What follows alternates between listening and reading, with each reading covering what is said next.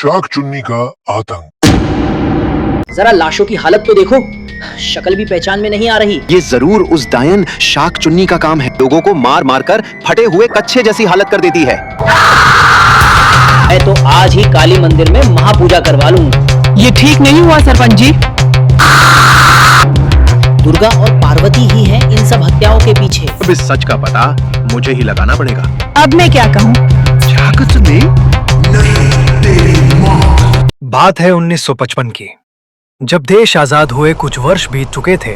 शालघटा गांव के बाहर देर शाम करीब 9 बजे एक बस धूल उड़ाते हुए रुकी, जिसमें से अनिकेत बाबू उतरे और अपने घर की ओर चल दिए। शालघाटा पहाड़ियों और घने जंगलों के बीच बसा एक छोटा सा गांव था, जहां तक जाने के लिए न पक्की सड़क थी न कोई घोड़ा गाड़ी। इस बार नेहरू जी को चिट्ठी लिख ही दूंगा। अगर गांव तक जाने के लिए पक्की सड़क बन जाए तो लोगों के लिए सहूलियत हो जाएगी। ये रोने की आवाज, ये आवाज कहां से आ रही है?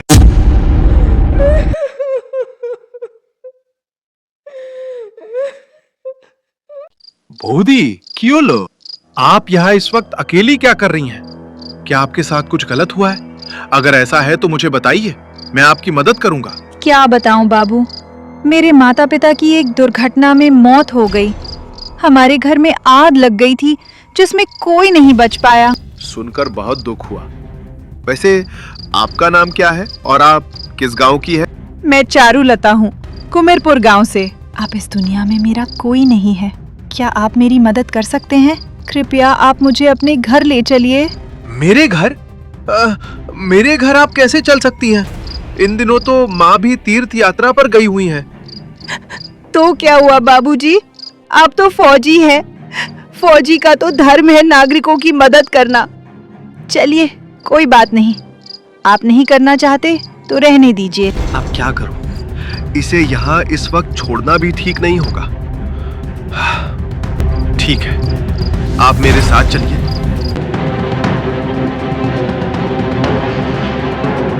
ये मेरी माँ का कमरा है।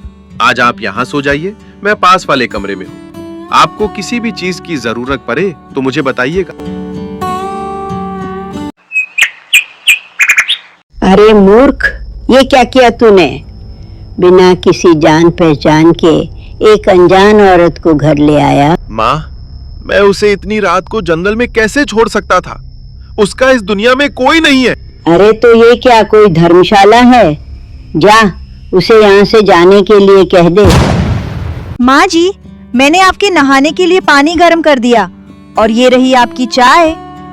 बाबूजी बता रहे थे कि आप माँ काली को पायस का प्रसाद चढ़ाना चाहती हैं, इसलिए मैंने पायस भी बना लिया है।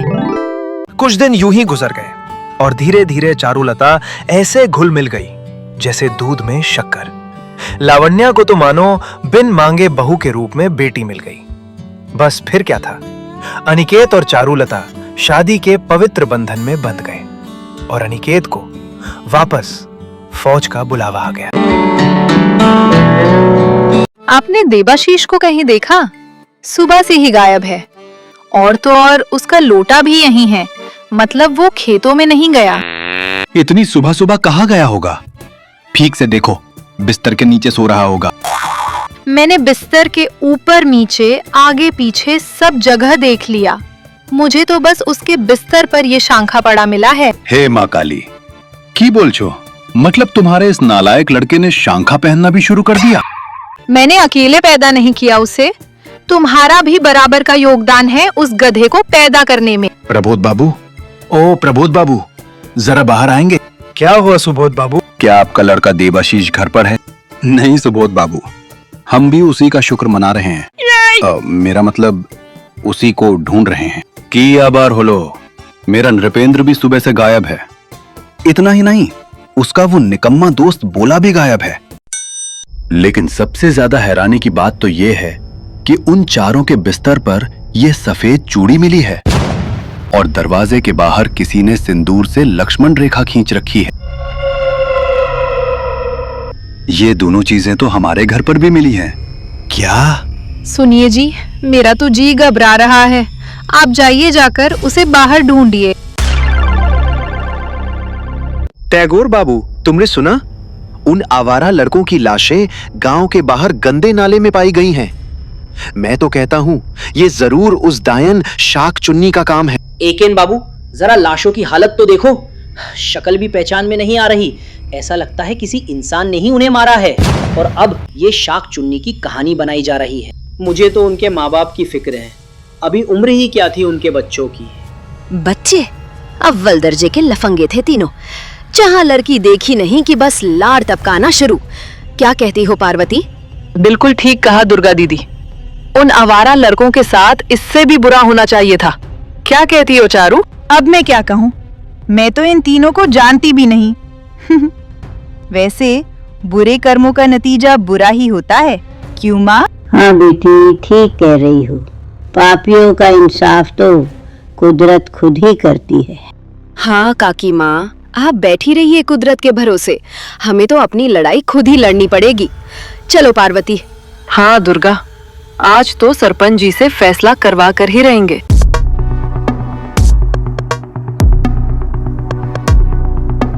अरे भाई जल्दी चल, आरोही, ऐशानी, देबारती, जयश्री, निहारिका, प्रियंका सब अपने घर से निकल चुकी हैं। अगली बार तुझे नहीं ले चलेंगे। अच्छा, जब तू देर करता है तब? उतने में आधी लड़कियां तो नहा धोकर वापस चली जाती हैं। अरे भाई, तालाब पे चलना हो तो लड़कियों के पहुंचने से पहले जाकर वहां छुप कर बैठना चाहिए। अब चल जल्दी।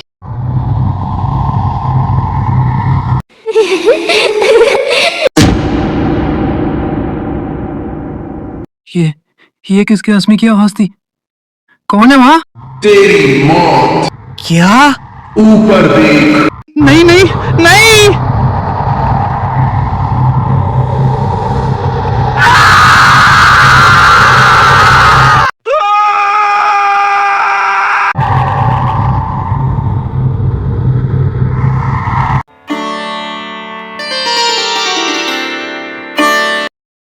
ओफो, ये सिग्नल फिर चला गया। ये जलने की गंध कहाँ से आ रही है? ऊपर देख।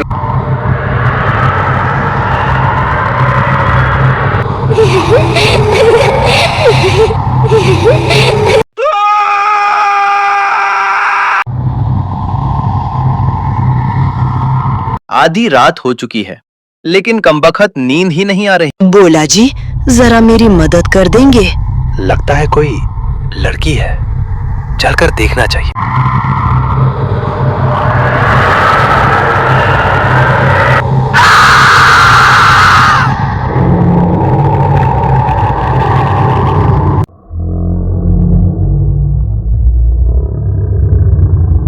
अरे भाई, ये सब चल क्या रहा है हमारे गांव में? पिछले हफ्ते वो 3 आवारा लड़के गायब हुए। अगले दिन उनकी लाशें दयनीय हालत में मिली और आज गांव के 3 और प्रतिष्ठित व्यक्तियों की जो दुर्गति हुई है। राम राम राम। टैगोर बाबू, सब कुछ शाक चुन्नी का किया धरा है। मैं तो ऊंचे टीले वाले बाबा से काला तावीज और घर पर छिड़कने के लिए सफेद नमक भी लाया हूँ। आपको चाहिए तो 40% डिस्काउंट पे दूंगा। देखो एकेन बाबू, अपनी ये अंधश्रद्धा की दुकान मेरे सामने मत खोलो। मैं तो आज ही काली मंदिर में महापूजा करवा लूंगा। अब तो माँ ही उस हत्यारे से रक्षा कर सकती है। अरे डरते क्यों हो? आपको चाहिए तो मैं 50% डिस्काउंट भी दे सकता हूँ। चुप रहो यार। सरपंच का नौकर बता रहा था कि सरपंच की मौत बहुत भयानक तरीके से हुई है। उससे तो लाश देखी ही नहीं जा रही, इसलिए हमें बुलाया है। अब चलो अंदर।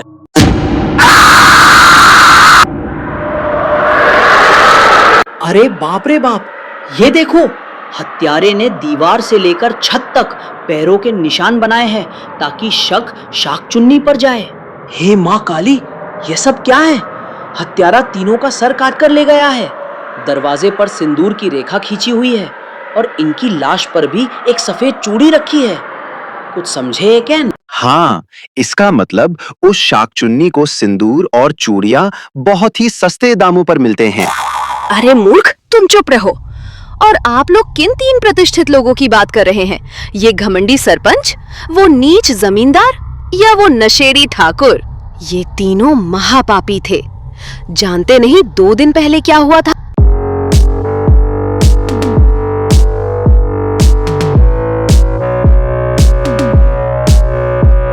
सरपंच जी, एक और बाल विधवा ने खुदकुशी कर ली। अब तो देश भी आजाद हो चुका है।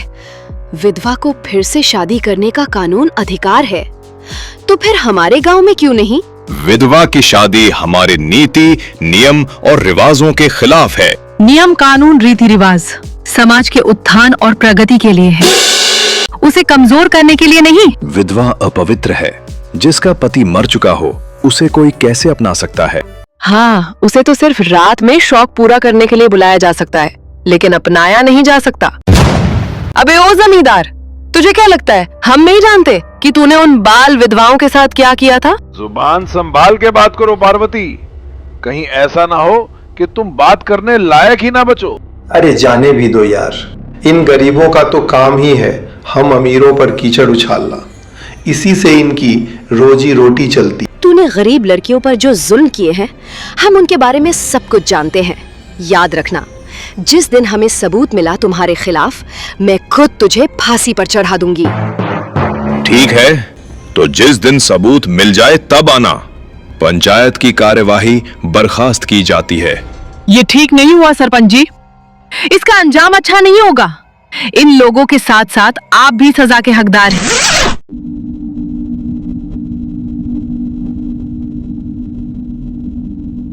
माँ, पूरे गांव में इतना सन्नाटा क्यों है?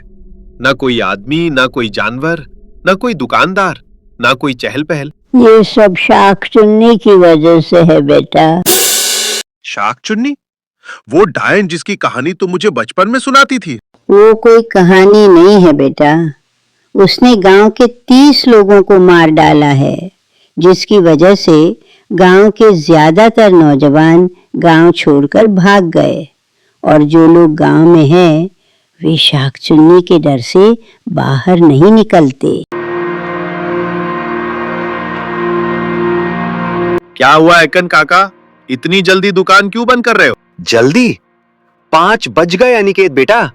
वो शाकचुन्नी लोगों को मार मार कर फटे हुए कच्छे जैसी हालत कर देती है। मेरी मानो तो शाकचुन्नी के आने से पहले तुम भी खिसक लो। लगता है काका सठिया गए। और टैगोर काका, आप कहाँ चल दिए? अरे बेटा, गांव में सिरफिरे हत्यारे घूम रहे हैं, जाओ जाकर घर में छुप जाओ। सिरफिरे हत्यारे? लोग तो कहते हैं कि वो शाकचुन्नी है। शाकचुन्नी का सिर्फ नाम है, दरअसल ये काम तो इंसान का ही है। क्या आपको किसी पर शक है? सिर्फ मुझे ही नहीं, पूरे गांव को यकीन है, लेकिन कहने की हिम्मत किसी में नहीं। दुर्गा और पार्वती ही हैं इन सब हत्याओं के पीछे। लगता है ये भी सठिया गए हैं। अब इस सच का पता मुझे ही लगाना पड़ेगा, लेकिन कैसे?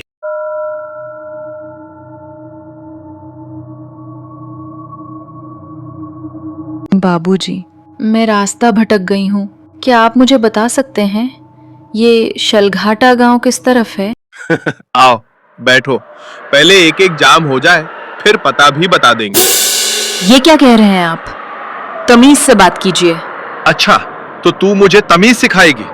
अब तो तुझे मेरे साथ शराब पीनी ही पड़ेगी। चला बैठ, वरना मैं तुझे जबरदस्ती पिला दूंगा। बचाओ बचाओ, देखो ये नशेड़ी मेरे साथ बदतमीजी कर रहा है।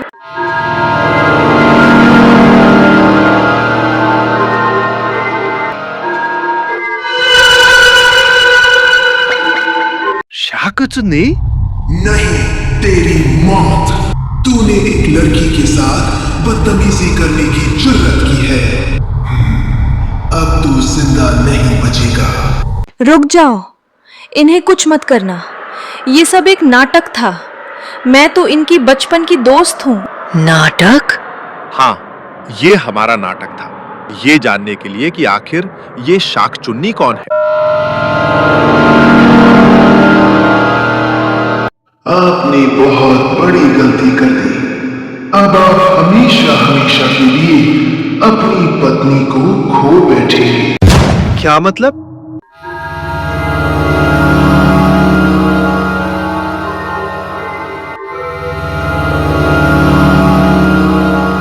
शाकचुन्नी कोई और नहीं, मैं हूँ। चारू, तुम? ये सब क्या चल रहा है? तुम शाकचुन्नी? कैसे?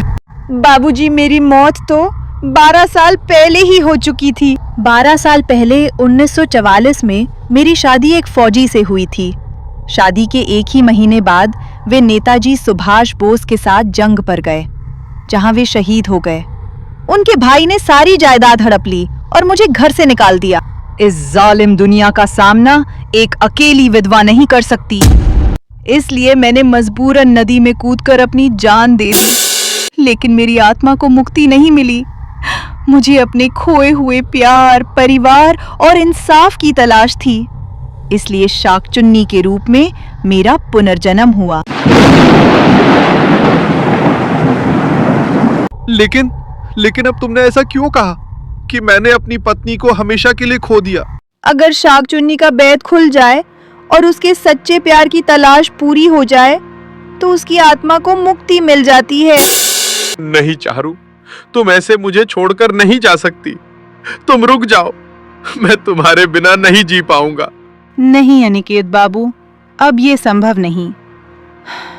हमारा साथ यहीं तक था।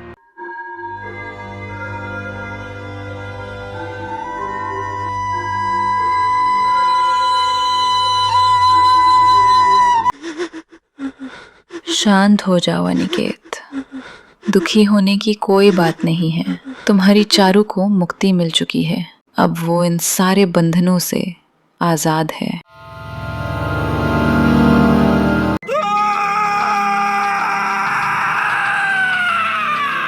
शाकचुन्नी रहे या ना रहे, जो जैसा करेगा वैसा भरेगा, यही कुदरत का अटल नियम है। घोर कलयुग, तो अब क्या भगवान को भी कटघरे में आना होगा? भगवान होंगे तो आएंगे ना।